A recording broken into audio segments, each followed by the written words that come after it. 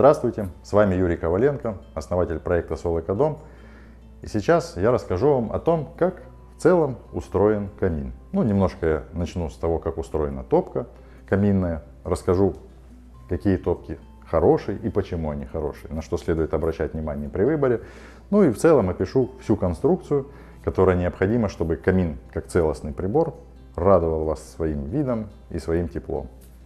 Так, начнем с топки.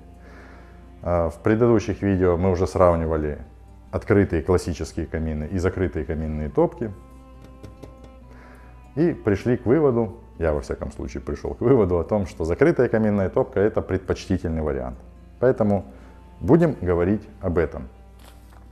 На что следует обращать внимание при выборе каминной топки? Помимо ценника, конечно же. На то, насколько она технологически совершенна. Что я подразумеваю под технологическим совершенством? Во-первых, если мы посмотрим на конкретно эту топку, вы видите, что у нее на заднем фоне светлые стенки. Это то, что называется футировка. Они как бы облицованы теплоизолирующим материалом. В этом случае это вермикулит. Также это могут быть шамотные плитки или какие-то еще иные. Сейчас современные материалы, их очень много. В общем, не важно, что это, но это термоустойчивый теплоизолятор в данном случае. То есть он не то чтобы совсем тепло не пропускает, но он предохраняет камеру, в которой горит огонь, от преждевременного износа, то есть металл, с которым не контактирует огонь в таком случае, если топка футирована, проживет гораздо дольше. Это первый момент. Второй момент. Вот эта поверхность, раскаляясь, дает очень много теплового излучения. И это тепловое излучение, оно более комфортно, чем излучение от нагретого до красна или до бела металла. Потому что у металла температура будет все равно существенно выше, а длина волны излучения, чем выше температура, тем она короче. И коротковолновое излучение, оно жесткое. Жесткое — это значит, что нам менее комфортно, когда на нас оно светит, условно говоря, светит. Итак, футированная топка — это очевидно хорошо. В частности, эта топка, благодаря футировке, 60% энергии, которая появляется от сгорания дров, отдает через тепловое излучение, и только 40% благодаря конвекции. Но откуда же здесь берется конвекция? Интересный вопрос. Конвекция берется из-за того, что мы видим здесь по периметру щели в камине, снизу есть щель, и дополнительно есть решеточки, чуть позже мы вам их покажем, и я все подробно расскажу. В общем, воздух может попадать в пространство вокруг камина. А сама топка устроена так, что на ее поверхности, во-первых, она чугунная, бывают и стальные топки. На ее поверхности есть такие ребра, которые увеличивают площадь ее поверхности для того, чтобы увеличить теплосъем. Чтобы воздух контактировал с большей поверхностью, соответственно, эффективнее отбирал тепло. И воздух, который попадает сюда или с боков через решетки, он очень сильно нагревается о поверхность каминной топки, наружную, которая там находится. И в контакте с дымоходом также нагревается очень интенсивно и покидает весь этот портал в целом, давая конвективное тепло. Что еще можно сказать о топках? Что важно, на что нужно смотреть, это то, насколько герметично закрывается крышка. Видно здесь или нет, я не знаю. Должно быть видно. Здесь есть асбестовый шнур. Он есть, в принципе, на всех топках закрытого типа. Должен быть, во всяком случае. Но качество производителя — это то, насколько все сделано так, как должно быть сделано. И, соответственно, в хороших топках эта часть при закрытии дверцы герметична. Но она не герметична на 100%, потому что люфт этот у стекла нужен для того, чтобы минимальный подсос воздуха здесь происходил, он мизерный, для того, чтобы стекло меньше закапчивалось. Но эта часть уплотнения должна быть сделана качественно, это важно. То есть здесь не должно быть каких-то там разрывов, нахлестов, потому что если веревка стыкована не так, этот уплотнитель, а так, то неизбежно будет щель в том месте, где двойная толщина получилась. Здесь одинарная, а здесь двойная. Естественно, дверь не может равномерно прижаться. И значит, будет подсос воздуха, менее герметично, скажется на работе каминной топки. Что еще может быть хорошего в топках? Это система вторичного дожига. Вторичный дожиг — это когда газ, который образуется при горении дров, не полностью уходит в трубу, а как бы возвращается в камеру горения и дожигается. Поэтому она и называется система вторичного дожига. Он второй раз приходит сюда и дожигается. Таким образом, КПД у топки повышается очень существенно, во-первых. А во-вторых, топки, оборудованные такой системой вторичного дожига, они имеют гораздо больше КПД, коэффициент полезного действия. То есть они с одной закладки дров позволят вам в доме получить большее количество тепловой энергии. Это значит, что дрова будут гореть дольше. Эта система, она позволяет качественно дозировать поступление свежего воздуха в топку, то есть кислорода, а через это и интенсивность горения. В хороших каминных топках вы можете очень прямо вот аккуратно регулировать силу, с которой горят ваши дрова. То есть они могут гореть очень бурно, вот с таким пламенем, а регулируя задвижки, в разных системах они могут быть там с разных сторон, сверху, снизу, не принципиально.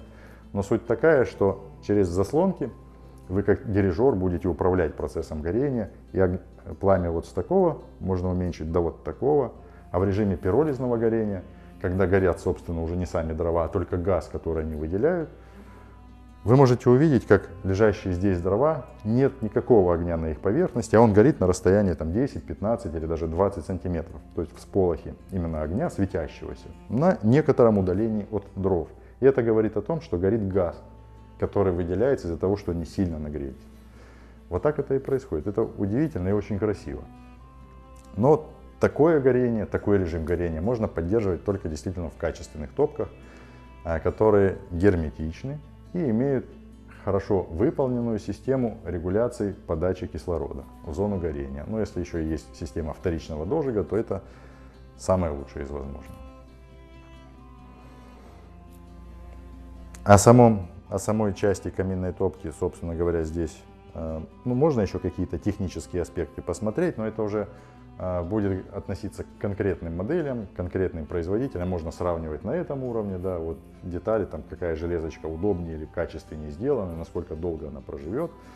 Вот, это, наверное, не тема для сегодняшней нашей беседы.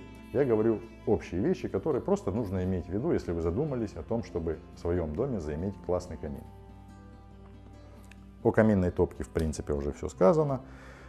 И теперь мы поговорим о том, как устроен весь портал. Когда производится монтаж, вначале выстраивается основание. И здесь есть нюансы. Если ваша каминная топка, а вот еще один важный момент, который я забыл упомянуть, это то, откуда камин берет воздух, чтобы дрова могли гореть. Если нет подачи воздуха, то, очевидно, горение невозможно, для него нужен кислород. И хорошие каминные топки, к сожалению, это меньшинство из того, что предлагает магазин нам, имеют возможность подключения внешнего воздуховода. Вот в случае с этим камином у меня дома, да, есть возможность, и она реализована, конечно же, воздуховод через стену, которая находится, камин расположен на внешней стене, это заметно того, что сзади окна. Вот воздуховод проходит через стену, там стоит решеточка для красоты и для защиты от грызунов, чтобы, в общем, она защищена там качественно. Но воздух попадает с улицы в каминную топку и вылетает в трубу тоже только уличный воздух. Если у вас модель попроще, где нет этой возможности внешнего присоединения воздуха, то тогда для горения будет использоваться воздух из помещения. И вот почему я говорю, что хорошо, когда с улицы, а плохо, когда из помещения. В принципе, плохо — это не то, что прям смертельно, но не так хорошо. Почему? Потому что тяга в камине достаточно интенсивная, и воздух, который попадает сюда, создает некоторое разрежение в пространстве у вашего внутреннего, в объеме, который вы отапливаете. И так, естественно, не может быть, то есть вы же не можете вакуум камином создать. Поэтому нужен обязательно приток свежего воздуха, и он будет происходить через вытяжки кухонные и каминные. Вот я подробно об этом говорил, сравнивая открытый портал и закрытую каминную топку. Вот. Посмотрите это видео, если еще не видели. Там я подробненько рассказал. Сейчас я упомянул это, сравнивая топки с возможностью внешнего притока, с организацией внешнего притока, и топки попроще, которые забирают воздух из помещения. Теперь давайте поговорим о портале. Итак, в тот момент, когда начинается установка, сначала устраивается основание, подиум, на который ставится вот эта самая каминная топка. Она очень тяжелая. На самом деле она очень тяжелая, и хороший камин, вот, футированный, там, чугунный, с хорошей толщиной стенки, будет весить там 140, 150, 180 килограмм. Для такого формата это диаметр 70 сантиметров диагональ. А хорошие топки диаметр, ну не диаметром, а диагональю метр или даже метр 20 могут весить 300 килограмм, например. То есть основание должно быть очень прочным и надежным. Вот эта часть вокруг камина тоже делается чаще всего из какого-то тяжелого материала. Почему? Потому что он должен прогреваться, как следует прогреваться, и после того, как камин уже погас, вот то, что вокруг него хорошенечко нагрелось и прогрелось, будет излучать тепло еще очень долго. Фактически, если вы с вечера хорошо протопили камин, то утром вот эти стеночки, особенно верхняя часть, нижняя не так, будут все еще теплыми спустя там несколько часов после того, как камин совсем уже погас. И это очевидный плюс, то есть некоторая термомасса, которая накапливает в себе тепло и потом длительное время отдает его в пространство вашего дома. Сверху эта часть, она уже чаще всего не выполняется массивной. Почему? Потому что вот кладка, например, кирпичная, да, такого размера, такого объема, имеет вполне себе хороший вес. Но в силу того, что там очень большие температурные скачки происходят, ее сложно сделать так, чтобы не появлялась трещин. Поэтому чаще всего вот эту верхнюю часть над камином выполняют из какого-то либо специального там огнестойкого материала некоторые толщины, либо из гипсокартона, то есть создают профиль, откручивают гипсокартоном и внутри выстилают достаточно толстым слоем специальной теплоизоляции. Чаще всего это минеральная вата с фольгой. Минеральная вата совершенно не горит, фольга отражает дополнительно излучение. То есть вот эта часть, нижняя часть камина нагревается хорошо, вот эта часть верхняя нагревается очень-очень слабо. Для чего это нужно, я вам объясню, когда мы посмотрим на этот камин со стороны. Ну и сейчас посмотрим на наш камин со стороны. Здесь есть интересное, а именно, вот здесь в нижней части мы видим решеточку, и вот здесь в верхней части мы тоже видим решеточку. И точно так же симметрично сделано с другой стороны. Для чего это нужно? Ну, во-первых, как я уже говорил, вокруг самой каминной топки есть щель с 4 сторон, для того, чтобы воздух мог проникать в пространство вокруг камина, потому что между вот этой каменной стеной и самой топкой непосредственно есть некоторый зазор. Она не может лежать вплотную, потому что, расширяясь, она просто раздавит вот эту каменную часть.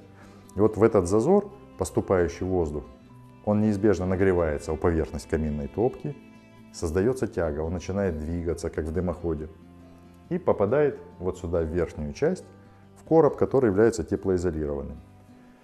Для чего нужны эти решеточки?